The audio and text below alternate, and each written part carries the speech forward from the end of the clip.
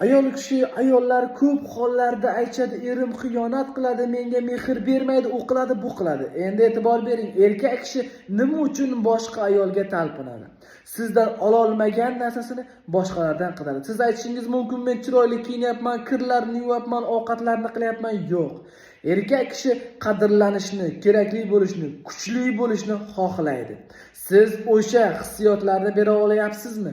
Yo'q bo'lsa, ayol kishi unday tuyg'ularni, unday fikrlarni bera olishi uchun o'zi o'shanday energiyaga, o'zi o'shanday fikrlarga ega bo'lishi kerak bo'ladi.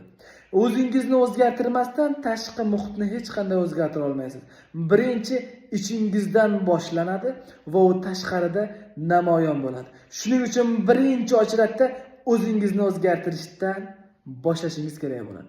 Sog' bo'ling, salomat bo'ling. Qadr baland qadrdonlarim.